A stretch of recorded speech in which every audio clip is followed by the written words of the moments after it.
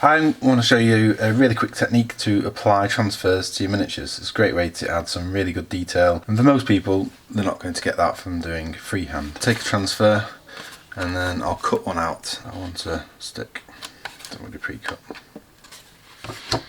There we go. And because I'm doing a few transfers in one go, I've got a plate with a bit of tissue in and some water.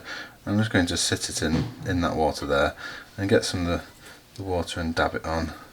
Got some on there, just dab it on the top. Essentially you're going to soak it through, and you can actually see that the transfer is actually starting to move already. Next step is to take Ardcoat, technical paint. We're going to cover the area with that in preparation for the transfer going on. And I'm going to take a little bit from the pot and take it into my palette, a bit of water, and that's just to stop it getting too gloopy when we apply. For me, I'm going to add this to this little panel here on the model, and this is a model I've painted as part of another video you can see on my channel.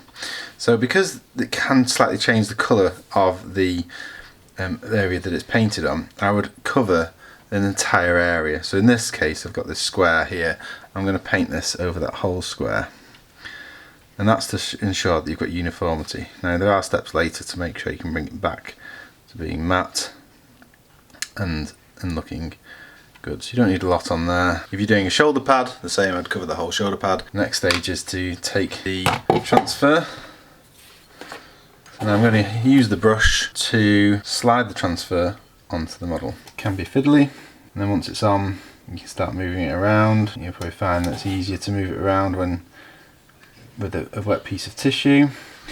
So I think that position is pretty good. You can use a little bit of wet tissue to help move the transfer around, and also semi-cleans the area around from the original Ardcoat. So now to finish, I'm going to use some of the watered down Ardcoat again, just to go on top.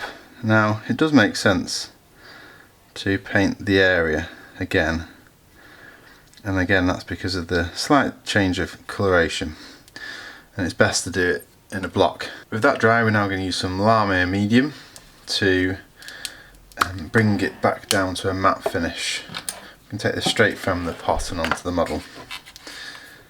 Now depending on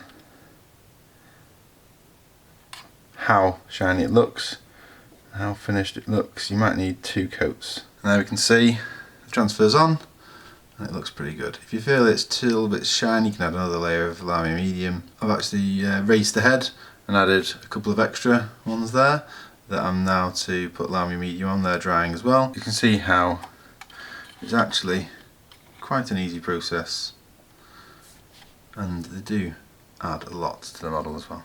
Hope this was helpful. Thank you very much.